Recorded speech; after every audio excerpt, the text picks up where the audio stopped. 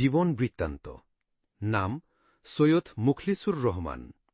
পিতার নাম মৃত সৈয়দ আওলাদ হোসেন, যার আদর্শকে ধারণ করে আমি আজও জনগণের সেবায় নিজেকে নিয়োজিত রাখার চেষ্টা করি। বর্তমান ও স্থায়ী ঠিকানা টেঙ্গোর, ডাকঘর রিকাবি বাজার 1501, মীরকাদিম পৌরসভা, সদর থানা মুন্সীগঞ্জ, জেলা মুন্সীগঞ্জ, বাংলাদেশ। শিকড়ের টান আমাকে আজও আমার জন্মভূমির মাটির সাথে গভীরভাবে যুক্ত রেখেছে। বৈবাহিক অবস্থা বিবাহিত। পরিবারই আমার শক্তির অন্যতম প্রধান উৎস। জন্ম তারিখ 2 জানুয়ারি 1962। জীবনের প্রতিটি দিনকে আমি সমাজ, রাজনীতি ও দেশমাতৃকার কল্যাণে ব্যয় করার চেষ্টা করেছি। উচ্চতা 5 ফুট 5 ইঞ্চি। ধর্ম ইসলাম। জাতীয়তা বাংলাদেশী। এই মাতৃভূমির প্রতি অটুট ভালোবাসাই আমার প্রেরণা। শিক্ষাগত যোগ্যতা স্বশিক্ষিত। আনুষ্ঠানিক শিক্ষার বাইরে থেকেও আত্মশিক্ষার মাধ্যমে জ্ঞান আহরণ করেছি। জনগণের সাথে থেকে শিখেছি, সংগ্রামের মধ্য দিয়ে বড় হয়েছি। অভিজ্ঞতা জনসেবার মহান দায়িত্ববোধ থেকেই আমি 3 বার জাতীয় সংসদ নির্বাচনে অংশগ্রহণ করেছি। 1. ন্যাব ভাসানী থেকে মুন্সীগঞ্জ 3, 1996 সালে। 2. জাতীয় পার্টি জেপি থেকে মুন্সীগঞ্জ 3, 2007। 3. বিএনএফ থেকে মুন্সীগঞ্জ 3, 2018।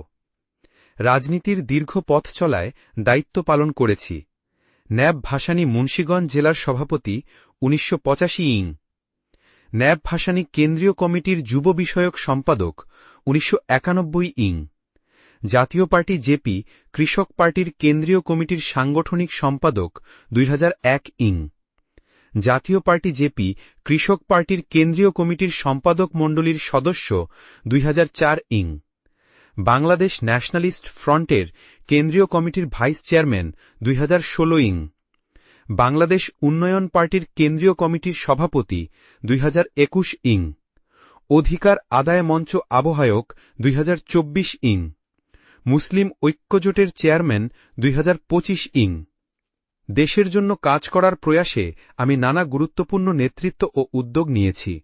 আমার নেতৃত্বে 11 সদস্য প্রতিনিধি দল 23 এপ্রিল 1995 বঙ্গভবনে প্রেসিডেন্ট আব্দুর রহমান বিশ্বাসের সাথে সাক্ষাৎ করে। আবার বিক্রমপুর ইতিহাস সংরক্ষণ ও প্রচার পরিষদের সাধারণ সম্পাদক হিসেবে 2007 বঙ্গভবনে মহামান্য রাষ্ট্রপতি ড ইয়াজউদ্দিন আহমেদের সাথে সাক্ষাৎ করার গৌরব অর্জন করি।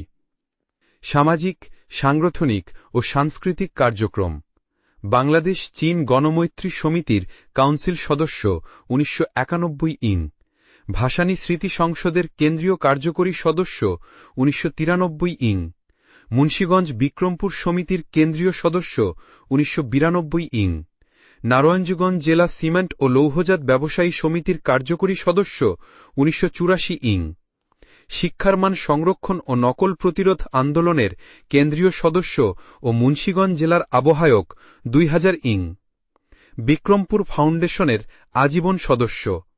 খাদ্য ভেজাল ও বিষাক্ত কেমিক্যাল মুক্ত আন্দোলনের সভাপতি 2001।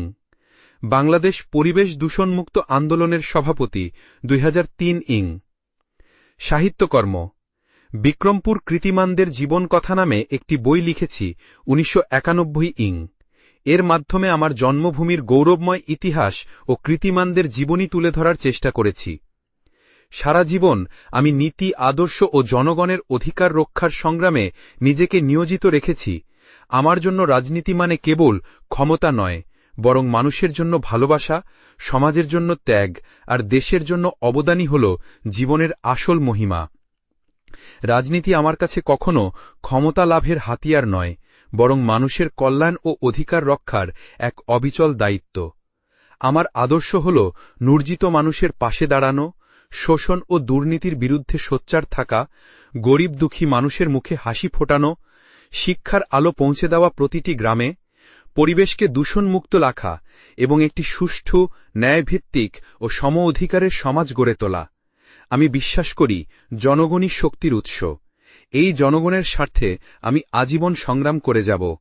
মানুষের ন্যায্য অধিকার আদায় না হওয়া পর্যন্ত আমারই সংগ্রাম থামবে না।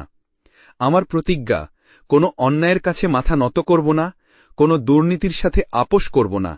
দেশের স্বাধীনতা, সার্বভৌমত্ব ও গণতন্ত্রের জন্য জীবনভর লড়াই চালিয়ে যাব। ভবিষ্যৎ প্রজন্মের জন্য একটি সুন্দর, ন্যায়নিষ্ঠ, স্বচ্ছ ও কল্যাণমুখী বাংলাদেশ গড়ে তুলতে সর্বদা কাজ করে যাব ইনশাল্লাহ। আমি দৃঢ়ভাবে বিশ্বাস করি, আদর্শ ছাড়া রাজনীতি হল দিশাহীন পথচলা। তাই আমি আজীবন আদর্শকে আঁকড়ে ধরে জনগণের অধিকার প্রতিষ্ঠার সংগ্রামে নিজেকে উৎসর্গ করেছি এবং করব ইনশাল্লাহ। আমার জীবনের মূল বিশ্বাস হচ্ছে মানুষের জন্য কাজ করা, সত্য ও ন্যায়ের পথে অবিচল থাকা এবং জনগণের অধিকার রক্ষার জন্য আপোষহীন সংগ্রাম করা। আমি দৃঢ়ভাবে মনে করি, রাজনীতি হল ক্ষমতা দখলের খেলা নয়, বরং একটি পবিত্র দায়িত্ব, যার মাধ্যমে সাধারণ মানুষের কল্যাণ নিশ্চিত করতে হয়। ছোটবেলা থেকেই আমি দেখেছি গরিব দুঃখী, কৃষক শ্রমিক, মেহনতি মানুষের কষ্ট ও বঞ্চনা। সেই বেদনা আমাকে আজীবন প্রেরণা দিয়েছে। আমার আদর্শ হল, যতদিন বেঁচে আছি ততদিন মানুষের জন্য কিছু করে যাওয়া, অন্যায়ের বিরুদ্ধে নির্ভীক থাকা এবং সত্যের পথে অটল থাকা। আমার রাজনীতিক জীবনের প্রতিটি অধ্যায়ই ছিল জনগণের অধিকার প্রতিষ্ঠার সংগ্রাম। আমি বিশ্বাস করি, শিক্ষা হল পরিবর্তনের মূল চাবিকাঠি। তাই আমি চাই শিক্ষাকে দুর্নীতি, নকল ও বাণিজ্যিকীকরণের হাত থেকে রক্ষা করতে। খাদ্য হল জীবনের অধিকার, তাই আমি খাদ্যে ভেজাল, বিষাক্ত কেমিক্যাল ও দূষণের বিরুদ্ধে আন্দোলন করেছি।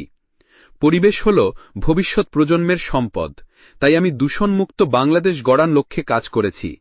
রাজনীতি হল জনগণের সেবা, তাই আমি সবসময় জনগণের পাশে থেকেছি, যখন তারা কষ্টে, যখন তারা আন্দোলনে, যখন তারা অন্যায়ের শিকার।